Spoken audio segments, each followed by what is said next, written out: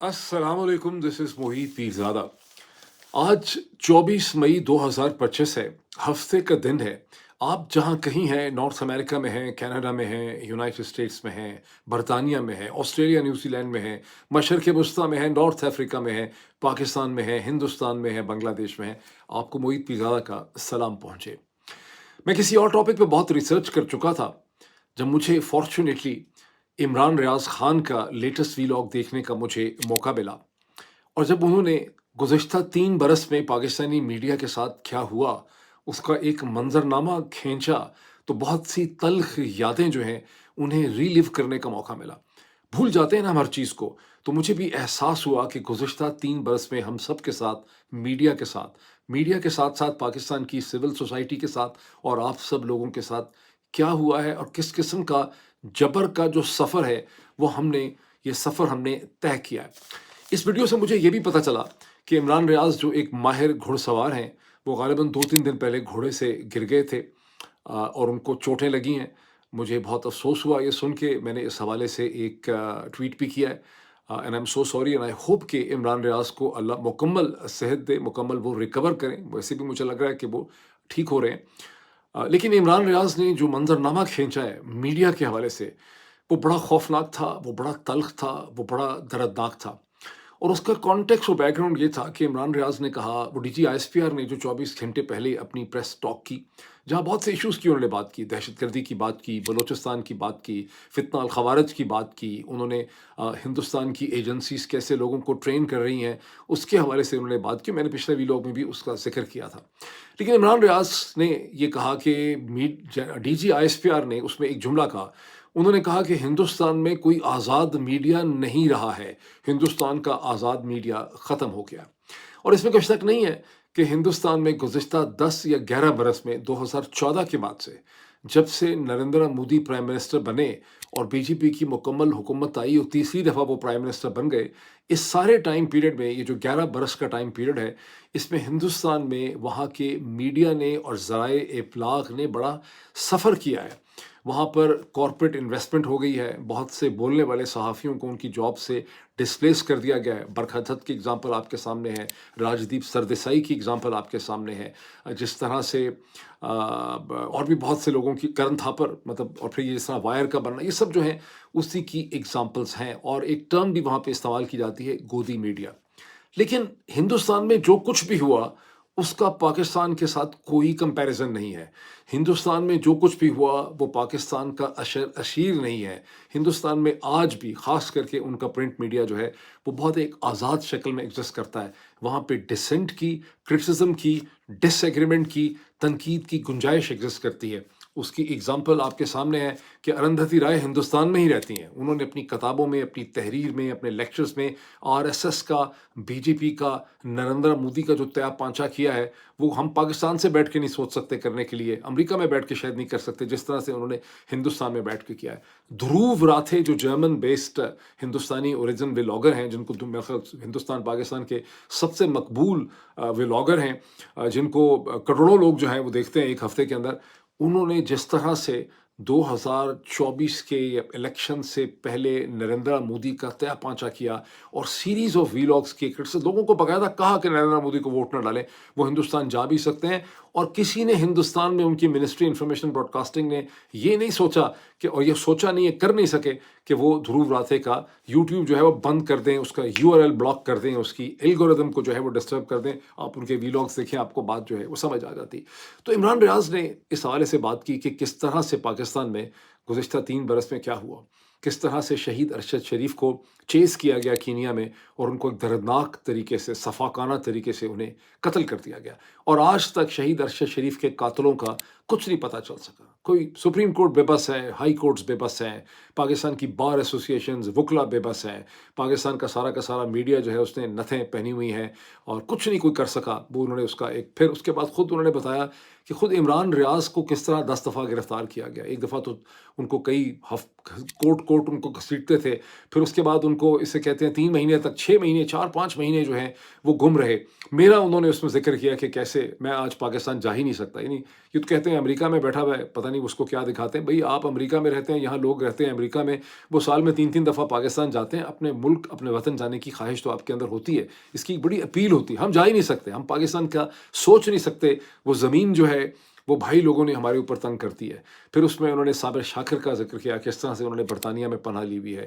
اس میں انہوں نے اور بہت لوگوں کا ذکر کیا. جمیل فاروقی صاحب کو کراچی سے کس طرح سے اٹھا لیا گیا, ان کو اغوا کیا گیا, برہنہ کر کے ان کو زد و کوب کیا گیا. کس طرح سے سمیع ابراہیم کو جو ہے کھسرے بھیج کے ان کو جو ہے وہ زد و کوب کرنے کی کوشش کی گئی. اور پھر اسی طرح سے بہت سے لوگ ایسے ہیں جن کو ان کی نوکریوں سے برطرف کر دیا گیا. جس میں ابھی اوریا مقبول جان کی تو ابھی آپ دیکھیں 3 مہینے وہ جیل کاٹ کے آئے ہیں, ان کے بینک اکاؤنٹ بند کر دیے ہیں, ان کی بہن کے ہمشیرہ کے بینک اکاؤنٹ بند کر دیے ہیں, ان کے خاندان کو تنگ کیا جا رہا ہے. اسی طرح سے عارف بھٹی صاحب جو ہیں انتہائی مقبول صحافی, سی او تھے اپنے چینل کے, ان کو وہاں سے نوکری سے فارغ کر دیا گیا. اسی طرح کاشف عباسی صاحب جو ہیں وہ گزشتہ کئی مہینوں سے میرا خیال ہے آف سکرین ہے اے آر وائی سے. حبیب اکرم بہت ہی دھیمے مزاج کے, بہت ہی سوبر, ان کو ٹیلی ویژن چینل سے ہٹا دیا گیا. پارس خورشید جو ہیں انہیں آف سکرین کر دیا گیا, ٹیلی ویژن چینل سے ہٹا دیا گیا. اس طرح اور بھی درجن سے زیادہ, میں کہتا ہوں کہ 2 درجن 10 نام انہوں نے لیے.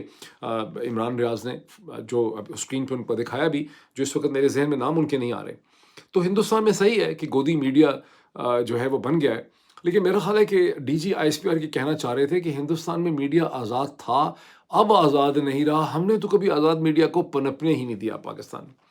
لیکن اس کے میں تھوڑا سا آپ کو یاد کرواؤں گا کہ 1999 کی بعد جب مشرف حکومت آئی تو پاکستان کے میڈیا کو بہت زیادہ آزادی ملی, اور پاکستان کا جو الیکٹرانک میڈیا کا رائز ہوا, پرنٹ میڈیا کو آزادی ملی. یہ وہ ٹائم پیریڈ تھا جس میں کسی نے کسی صحافی کو اٹھایا نہیں, اگر کسی نے کسی صحافی پہ مقدمہ بھی نہیں بنایا.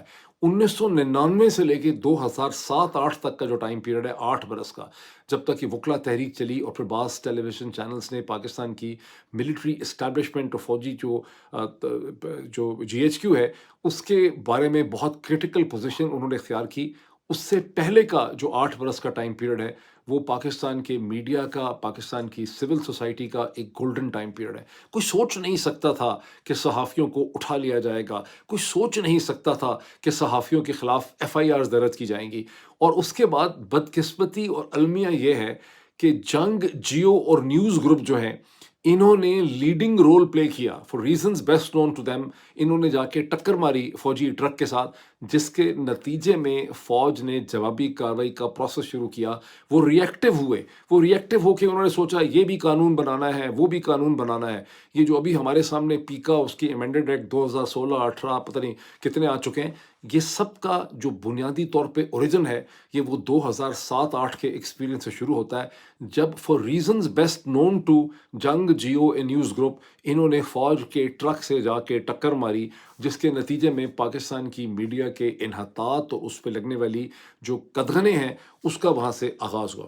آج یہی جنگ, جیو اور نیوز گروپ جو ہے وہ فوج کے سامنے آپ اس کو کیا کہیں گے, یہ لیٹے ہوئے ہیں, یہ ان کے ہاتھ میں ان کے ٹول بنے ہوئے ہیں. اور اس میں اب آپ کو اگزامپل دیتا ہوں اس پوری تمہید کے بعد. جناب فخر دورانی صاحب کی, جن کو آئی ایس آئی کے کرنیلوں نے استعمال کیا ہے مجھے اور میری فیملی کو ٹارگٹ کرنے کے لیے اور میری آواز کو بند کرنے کے لیے, اور کوئی وجہ نہیں ہے, کہانیاں وہ بہت سنا رہے ہیں. فخر دورانی صاحب جو ہیں وہ اعزاز سید, جو بھی خود بھی جنگ جیو گروپ سے تعلق رکھتے ہیں لیکن ہیں بڑے انٹیلیجنٹ صحافی ہیں, ان کے پروگرام میں گئے, اور بڑا فرمائشی قسم کا پروگرام تھا. ظاہر ہے وہ اسی چیز کے تسلسل میں کروایا گیا تھا میرے پہ حملے کرنے کے لیے. اور وہاں پہ ورنہ تو پھر اعزاز سید آپ کو پتہ ہے بڑے خطرناک آدمی ہیں, اگر یہ فرمائشی پروگرام نہ ہوتا تو اتنی پھسٹی قسم کی جو رپورٹ انہوں نے لکھی ہے فخر دورانی نے میرے اوپر, جو میں آپ کو اسکرین پہ دکھاتا ہوں اور دکھا چکا ہوں پہلے, تو اس پہ تو اعزاز سید نے ان کو ذبح کر دینا تھا. لیکن اعزاز سید ان کی پوری کہانی بورنگ قسم کی سن کے باہر میں انہوں نے ایک سوال پوچھ ہی لیا ان سے, اعزاز سید نے پوچھ لیا فخر دورانی سے, اور کہا کہ غلط کیا ہے محیط پیرزادہ نے. اب فخر دورانی صاحب نے فرمایا کہ جی کیونکہ کہانی تو یہ ہے کہ لندن کا اپارٹمنٹ بیچا, وہ پیسے آ کے امریکہ میں اسے کہتے ہیں ڈپازٹ کر کے گھر لے لیا, تو پھر اس میں خرابی کیا ہے؟ تو کہا جی خرابی یہ ہے کہ لندن کا اپارٹمنٹ انہوں نے میاں بیوی نے 2006 میں خریدا, لیکن اسے پاکستان کے فیڈرل بورڈ آف ریونیو کے ٹیکس کے جو ریٹرنز ہوتے ہیں اس میں اسے ڈکلیئر نہیں کیا. اب ظاہر ہے لوگوں کے مائنڈ میں ڈال دیا کہ وہاں ڈکلیئر نہیں کیا. احمد نورانی صاحب نے ایک ویلاگ کیا, ان کی بڑی مہربانی, ہی واز ویری کائنڈ, انہوں نے مجھے بہت ڈیفینڈ کیا, انہوں نے بہت زیادہ ایکسپلین کیا کہ موہت پیرزادہ کا کرپشن کی یہاں کوئی چیز پروو وغیرہ نہیں ہوتی. لیکن احمد نورانی بھی مس لیڈ ہو گئے, مس انفارم ہو گئے فخر دورانی کی کیلکولیٹڈ ڈس انفارمیشن سے, کیونکہ فخر دورانی کہتا ہے کہ موہت پیرزادہ اور اس کی بیوی نے اپنے ٹیکس کے گوشواروں کے اندر لندن کا گھر اور اپارٹمنٹ جو ہے وہ شو نہیں کیا ہوا تھا. میں آپ کو اسکرین شاٹ دکھاتا ہوں اسکرین کے اوپر, دو میں نے اس پہ 2 ٹویٹس بھی کیے ہیں اس حوالے سے, وہ دونوں ٹویٹس بھی میں آپ کو اسکرین پہ دکھانا چاہتا ہوں, آپ ان کو دیکھیں ٹویٹر کے اوپر, اس کو خاصے لوگ اس کو پڑھ رہے ہیں, میں نے بہت ڈیٹیل سے بڑی محنت سے میں نے یہ ٹویٹ لکھے, لیکن میں آپ کو اسکرین شاٹ دکھانا چاہتا ہوں فیڈرل بورڈ آف ریونیو کے ٹیکس ریٹرنس کے, جو میری بیوی نے جو اس وقت ٹریول کر رہی ہے کہیں یورپ میں, اس نے مجھے یہ دیکھ کے ساری کنٹروورسی اپنے فون سے نکال کے بھیجیں. اس نے مجھے اور بھی بہت سے بھیجے ہیں, لیکن اس میں اس کی باقی پرائیویٹ انفارمیشن آ جاتی ہے مختلف انویسٹمنٹس کی, اس لیے میں وہ نہیں دکھا رہا. میں آپ کو ایک دکھا رہا ہوں 2019 کا اور ایک دکھا رہا ہوں 2021 کا.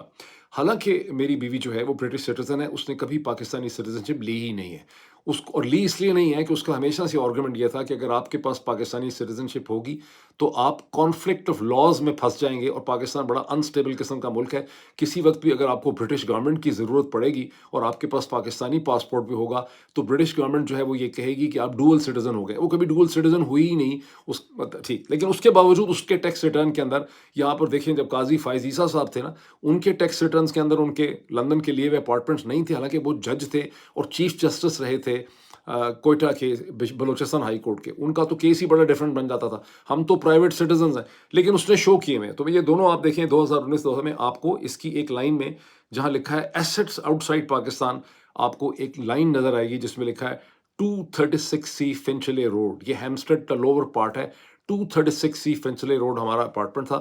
یہ مختلف ٹیکس ریٹرنز میں شو ہوتا ہے. فخر دورانی کو کیوں نظر نہیں آیا؟ بیکاز فخر دورانی نکما ہے. جس آدمی کو آئی ایس آئی کے کرنیل جو ہیں وہ کاغذ پکڑائیں اور اس کے اوپر وہ سٹوریز لکھے, اس آدمی نے ظاہر نکمے ہونا ہے, اس کے مائنڈ نے کہاں ڈیولپ کرنا ہے. ویسے بھی انگریزی میں کہتے ہیں face is an index of the mind, جیسے آپ کسی آدمی کے چہرے پہ دیکھتے ہیں آپ کو پتہ چل جاتا ہے کہ کتنا ذہین ہے. بکار ہونا ایک الگ چیز ہوتی ہے, پریکٹیکل پازیٹیو انٹیلیجنس ہونا ایک الگ چیز ہوتی ہے. تو اس کو ایف بی آر کا پڑھنی نہیں آئی رپورٹ. اچھا, ویسے بھی وہ ایک ایکسکیوز یہاں پہ ڈرا کر رہا ہے, بیکاز ادروائز اگر اس کو یہ بھی نہ کہنے کو ہو تو پھر ریزن کیا ہے کہ تم بھائی موہت پیرزادہ کے پیچھے تم کیوں پڑ گئے ہو. ٹھیک ہے, کوئی وجہ ہو نا, یا تو کوئی پبلک آفس ہولڈر ہو, اس کے پاس گورنمنٹ کی پوزیشن ہو, منسٹر ہو, آپ کہیں کہ اس کے اثاثے جو ہیں اس کے لیونگ مینس سے مینز آف جو ہے منی سورسز سے زیادہ بن جاتے ہیں. لیکن میں آپ سے 2 اسکرین شاٹس اور بھی شیئر کرتا ہوں. یہ فخر دورانی صاحب نے جو ای میل مجھے بھیجی ہے, پہلا جو سلائیڈ ہے اس میں سے آپ دیکھ سکتے ہیں کہ سینڈر فخر دورانی ہے اور ریسیور موہت پیرزادہ ہے. ٹھیک, تو یہ تو اسٹیبلش ہو گیا. اب دوسرا آپ اس کا ٹکڑا دیکھیں اسکرین شاٹ کا, جس میں فخر دورانی صاحب بہت ہی کانفیڈنس سے یہ فرما رہے ہیں کہ میرے پاس تمہاری ساری یو ایس ٹرانزیکشنز جو ہیں وہ ایگزسٹ کرتی, اور 6 ٹرانزیکشنز کو وہ مینشن بھی کرتے ہیں $43,000 پلس کی. اور پھر وہ سوال مجھ سے یہ اٹھاتے ہیں کہ جناب اس میں آپ کے گھر کے جو پیسے ہیں خریدنے کے وہ شو نہیں ہو رہے, یعنی پوری ٹرانزیکشنز ان کو ملی نہیں. اب سوال یہ ہے کہ جب آزاد سید کے ساتھ بات کرتے ہوئے اسی ویڈیو ڈسکشن میں فخر اپنے آپ کو کور کرنے کے لیے کہتا ہے کہ میں جرنلسٹ ہوں, اور جو بھی میں نے پراپرٹی کی انفارمیشن لی ہے لندن کی تو میرے بتانے پہ لی ہے, وہ تو میں نے ٹویٹ کیا تھا تو اس کے بعد لی ہے, اور جو میں نے امریکہ کی لی ہے یہ تو پبلکلی اویلیبل ہے. اس میں کوئی شک نہیں ہے کہ یہ پبلکلی اویلیبل ہوتی ہے, تھوڑی سی ریسرچ کریں تو آپ کو مل جاتی ہے. لیکن بینکنگ ٹرانزیکشن تو پبلکلی اویلیبل نہیں ہوتی. کسی عدالت کے سبپینا کے اور اجازت و پرمیشن کے بغیر آپ کسی کی بینکنگ ٹرانزیکشن کو حاصل نہیں کر سکتے. بینکنگ ٹرانزیکشن جو فخر دورانی نے میری حاصل کی ہیں وہ اس کو صرف اور صرف آئی ایس آئی دے سکتی ہے. فخر دورانی کی اوقات نہیں ہے, اور ہیوی کرائم ہے. جس کسی نے بھی کیا ہے یہ جرم ہے.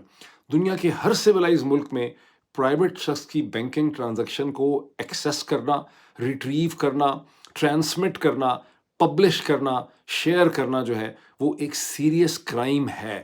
یہ کوئی سول کرائم نہیں ہے, یہ کرمنل اوفینس کے طور پہ آتا ہے.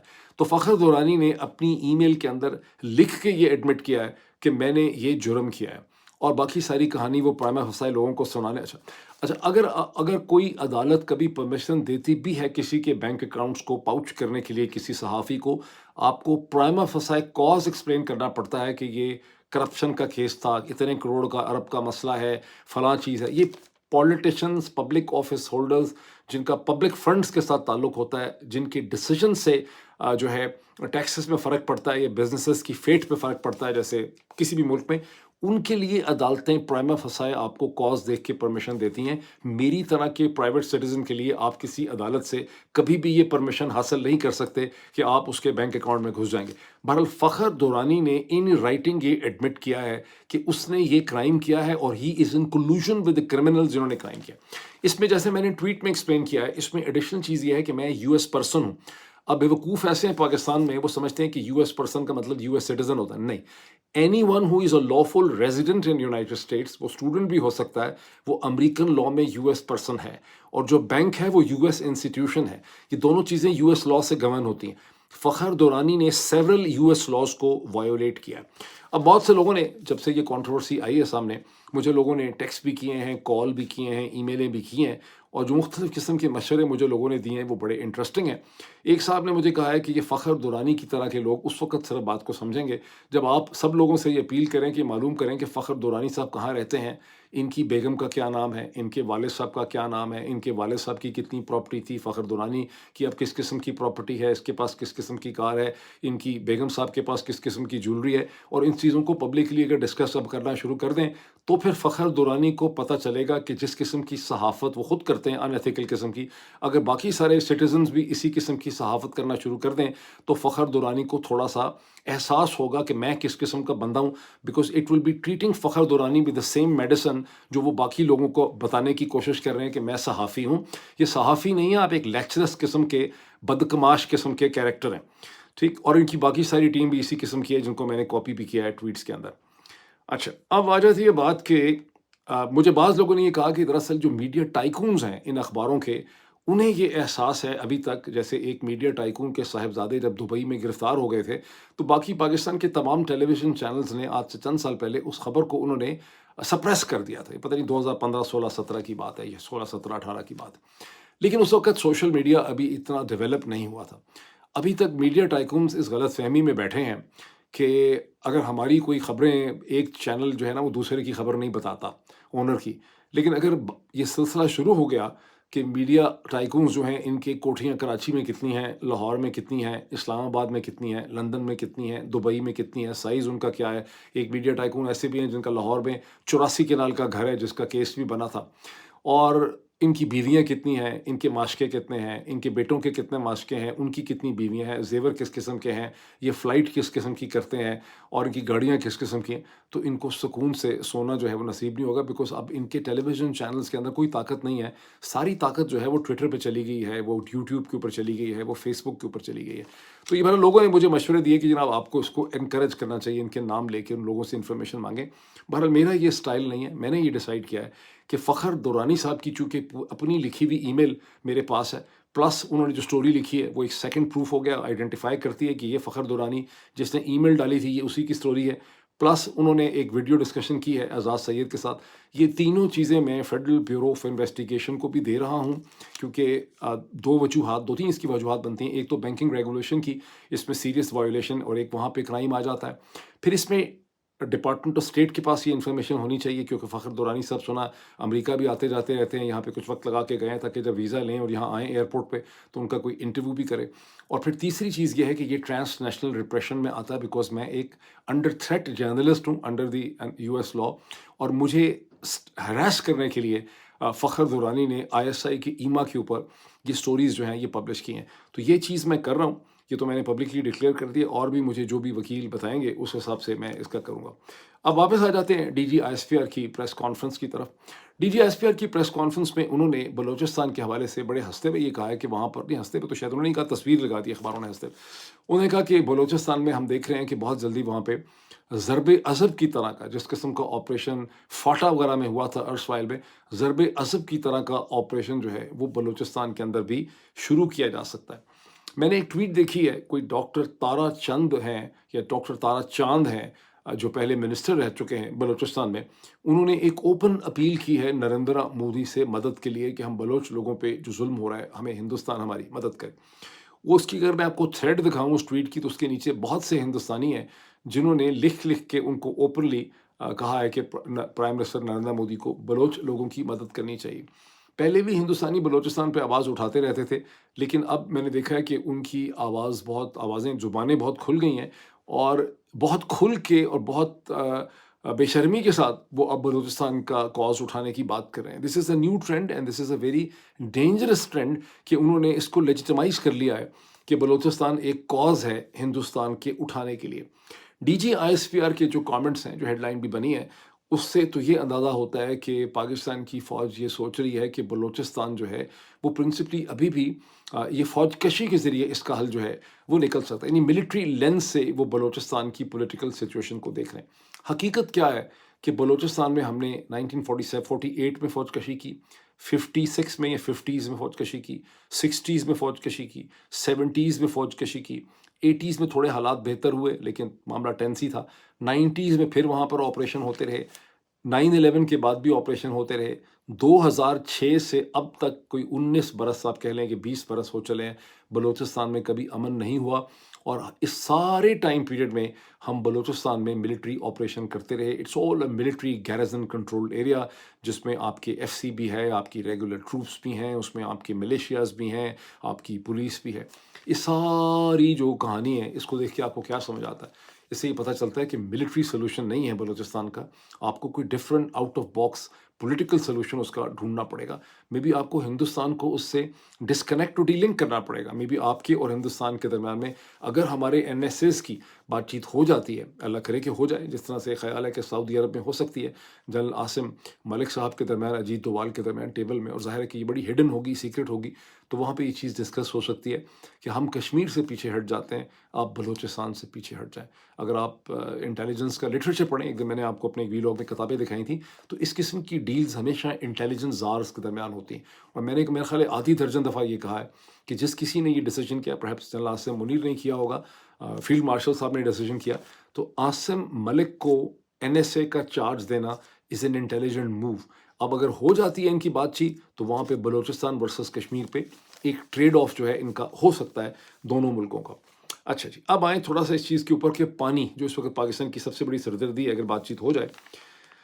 اقوام متحدہ کی سیکیورٹی کونسل کے ایمبٹ میں ایک ڈسکشن ہوئی، وہاں پر کچھ یورپین کنٹریز کی، میرا خیال ہے کنٹری کا نام مجھے بھول گیا، جو اس حوالے سے تھی کہ واٹر کا جو ایشو ہے کانفلکٹ زونز میں، اس کو کیسے حل کیا جا سکتا ہے. وہاں ہندوستان کے جو پرماننٹ ریپرزنٹیٹیو ہیں، ہندوستان کے ایمبیسڈر ٹو یونائٹڈ نیشن نے یہ پوزیشن لی کہ ہم نے پاکستان کے ساتھ Indus Water treaty good faith میں سائن کی تھی، لیکن پاکستان نے ہم پہ 3 جنگیں ہمارے خلاف کی، 1965، 1971 اور کارگل.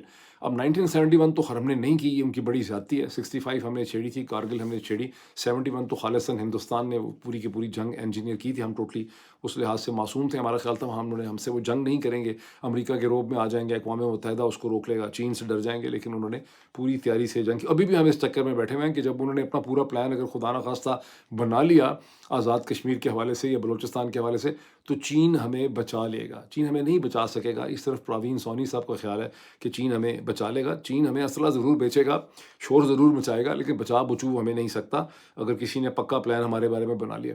ہم نے اپنے آپ کو خود بچانا ہے اپنی انٹیلیجنس سے. بہرحال انڈس واٹر ٹریٹی کے حوالے سے انہوں نے کہا کہ جناب 3 جنگیں انہوں نے کی، دہشت گردی کر رہے ہیں، پہلگام ہمارے ساتھ کر دیا.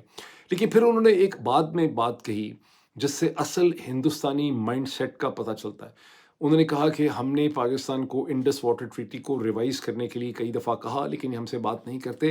حالانکہ انجینئرنگ پرنسپلز اینڈ ٹیکنالوجی بہت بڑھ چکی ہے، مختلف اور بہتر ڈیم بن سکتے ہیں. Climatic condition, demographic change, under ground water table, یہ سب چیزیں ایسی ہیں کہ انڈس واٹر ٹریٹی کو ری رائٹ یا ری نیگوشیٹ کرنے کی ضرورت ہے. یہ میں آپ کو بار بار بتا رہا ہوں کہ اصل میں ہندوستان انڈس واٹر ٹریٹی کو ایک نئی ٹریٹی سے ریپلیس کرنا چاہتا ہے، اور سارا پریشر ڈال کے وہ پاکستان کو ایک ایسی سٹیج پہ لانا چاہتا ہے جہاں پاکستان جو ہے وہ ایگری کرے کہ ایک نئی انڈس واٹر ٹریٹی جو ہے وہ ہو سکتی ہے. یہ بڑا ٹرکی پاتھ ہے، وہ اس سے پیچھے ہٹتے ہوئے نظر مجھے نہیں آ رہے. انہوں نے پورا ایک مائنڈ جو ہے وہ بنا لیا ہے. یہ پاکستان کے اوپر ہوگا کہ پاکستان کو چین سے اور امریکہ سے اور دنیا سے، یورپین یونین سے، یونائٹڈ نیشن سے، ورلڈ بینک سے کس قسم کی سپورٹ ملتی. پاکستان کو بڑی روبسٹ ڈپلومیسی کرنے کی ضرورت ہوگی to basically have a successful negotiation with India on the Indus Water Treaty. اب ایسے مین وائل ہندوستان کی اسٹیبلشمنٹ پریزیڈنٹ ڈونلڈ ٹرمپ سے بڑی سخت نالا اور پریشان ہے. پریزیڈنٹ ڈونلڈ ٹرمپ نے لٹرلی اب لیٹسٹ اسٹیٹمنٹ میں جو ایپل کے سی او ہیں ٹم کک، ان کو یہ کہا ہے کہ تم نے اگر جانا ہے آئی فون بنانے کے لیے ہندوستان چلے جاؤ، میں تو ویسے چاہتا ہوں نہ بناؤ، امریکہ میں بناؤ، لیکن تم اگر ہندوستان میں آئی فون بناؤ گے یا کہیں پر بھی بناؤ گے تو میں 25% ٹیرف ڈیوٹی لوں گا آئی فون پہ۔ اب اگر آئی فون پہ 25% ڈیوٹی دینی پڑ جائے ٹم کک کو، تو اس کو ہندوستان میں کتنا ہی جو ہے وہ کنوینئنٹ ہوگا آئی فون بنانا۔ اصل میں کیا ہے کہ امریکن کمپنیز کو پہلے یہ بتایا گیا، وہ چین سے نکلنا نہیں چاہتے، امریکن کمپنیوں کی چین میں بڑی موجیں ہی موجیں ہیں، ان کو بہت اچھی وہاں پہ، کیونکہ ان کی ہیومن ریسورس بہت ڈیولپڈ ہے، اسکلڈ ہے، کاسٹ بھی وہ مینیج کر لیتے ہیں، تو ان کو امریکن حکومت ہی نے مجبور کیا ہے کہ وہاں سے نکلیں۔ اب وہ مجبور ہو کے بیچارے سارے کے سارے ہندوستان جانا چاہ رہے ہیں، لیکن ڈونلڈ ٹرمپ ان کو ہندوستان بھی جانے نہیں دے رہے۔ ابھی اتنا ہی، پھر آج سے ملاقات ہوتی ہے، تھینک یو۔